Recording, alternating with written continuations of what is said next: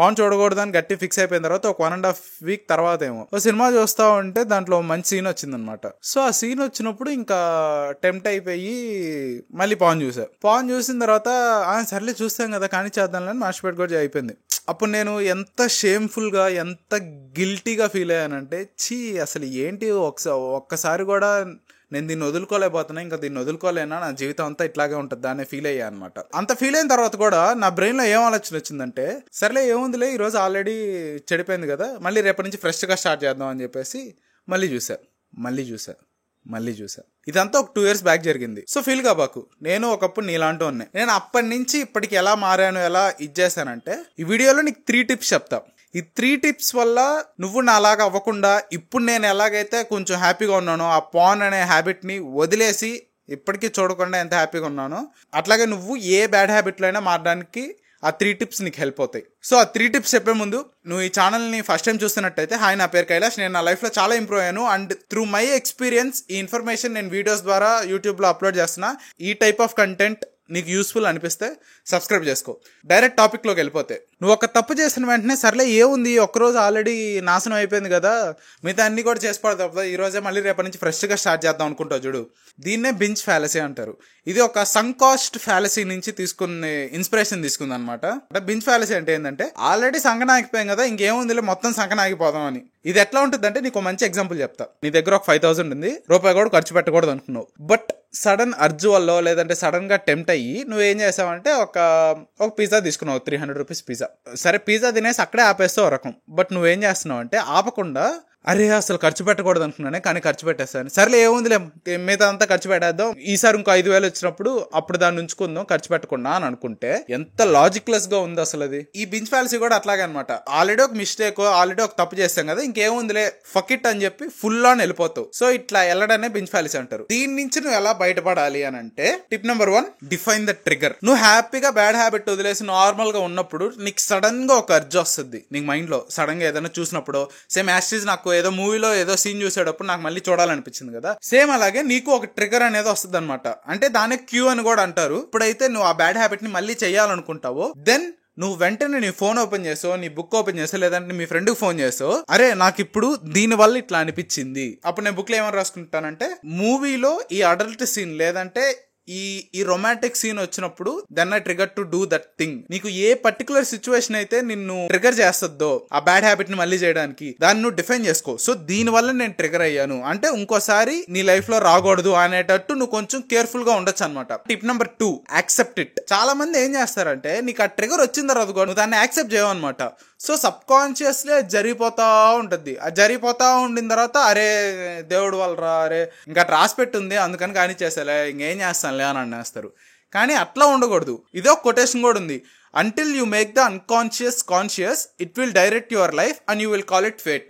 ఇది నాకు చదివినప్పుడు నాకు అది సరిగ్గా అర్థం కాల. నీకు నీట్గా ఎక్స్ప్లెయిన్ చేయడానికి ఒక చిన్న ఎగ్జాంపుల్ చెప్తా. నువ్వు బ్రీతింగ్ చేసేది, నడిచేది, తినేది, ఎన్నిసార్లు నమలాలనేది ఇవన్నీ ఏంటంటే సబ్ కాన్షియస్లీ జరుగుతూ ఉంటుంది. నువ్వు ఎప్పుడు ఆలోచించవు, కాన్షియస్ గా నువ్వు ఆలోచించవు ఇప్పుడు లోపలికి పేల్చాలి, ఇప్పుడు బయటకు వదలాలి, ఇప్పుడు లోపలికి పేల్చాలి బయటకు వదలాలని.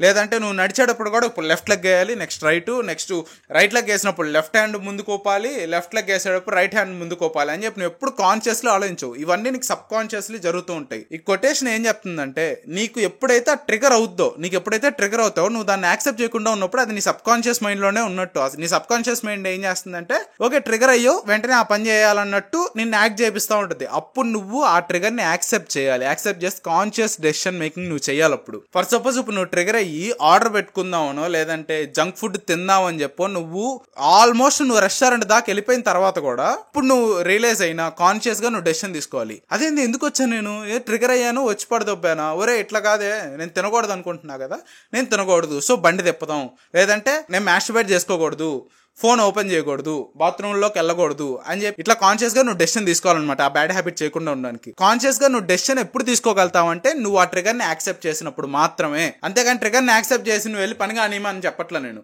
ఆ ట్రిగర్ ని నువ్వు యాక్సెప్ట్ చేసినప్పుడు మాత్రమే నువ్వు కాన్షియస్ గా డెసిషన్ తీసుకోగలవు. లేదంటే నువ్వు డెసిషన్ తీసుకోలేక సబ్ కాన్షియస్లీ ఇప్పుడు నువ్వు ఎట్లా అయితే ఊపిరి పీలుస్తున్నావు, ఎట్లాగైతే నడుస్తున్నావో నీకు తెలియకుండానే ఆ పని చేసి ఇర్రే చేస్తానే, అయ్యో అనవసరంగా చేస్తానే అని చెప్పి మళ్ళీ ఫీల్ అయ్యి నువ్వు పచ్చిబుద్ధులు తిట్టుకుంటూ ఉంటావు. సో కాన్షియస్ గా నువ్వు డెసిషన్ తీసుకోవాలి అన్నప్పుడు నువ్వు ఆ ట్రిగర్ ని యాక్సెప్ట్ చేయి. ఈ కొటేషన్ గురించి చెప్తుంటే అర్థమైంది. టిప్ నెంబర్ 3 చెప్తా. You are not your thoughts.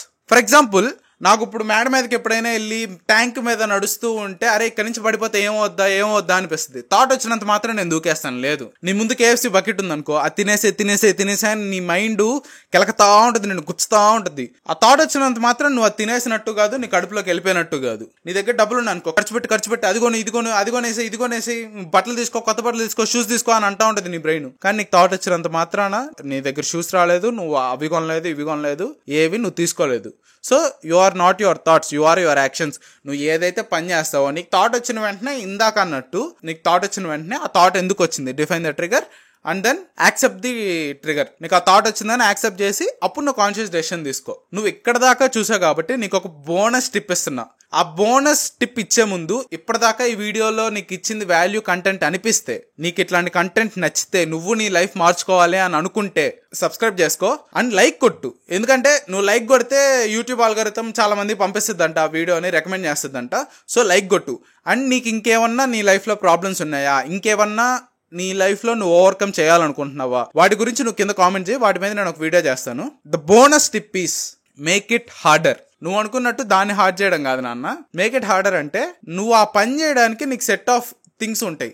దీన్ని నాకు కరెక్ట్ గా ఎలా ఎక్స్ప్లెయిన్ చేయాలి అర్థం కావట్లా. నేను దీనికి ఒక ఎగ్జాంపుల్ చెప్తా. ఫర్ సపోజ్ నువ్వు బెడ్ మీద కూర్చుని ఫోన్ చూసేటప్పుడు నువ్వు ట్రిగర్ అవుతున్నావు అనుకో. సో అప్పుడు ఏం చేస్తానంటే దాన్ని హార్డ్ గా చేయడానికి no phone in your bed అన్నట్టు పెట్టుకో.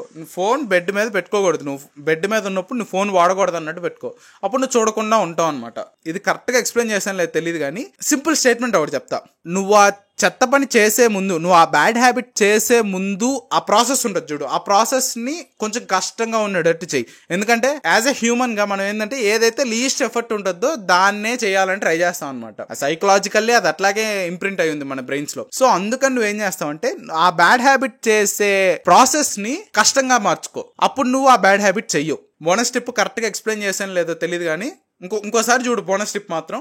ఇప్పుడే వీడియో రికార్డ్ చేసిన 2 minutes కే నేను అట్లా టాయిలెట్కి వెళ్ళేసి వచ్చా. నా బ్రెయిన్ లో బిర్యానీ తిను దొబ్బుతుంటే వెంటనే బయటికి గట్టిగా అనుకున్నా, ఏంది బిర్యానీ తినాలా. ఇన్ని డైలాగులు వేసి ఇప్పుడు నేను కానీ వెళ్ళి బిర్యానీ తింటే నన్ను చంపేస్తారు జనాలంతా కలిసి. నోరు మూసుకుని నేను నీళ్ళు తాగరా లవ్ ఫుడ్ గా అని చెప్పి నేను అనుకుని వచ్చి నీళ్ళు తాగుతున్నా. ఇదిగో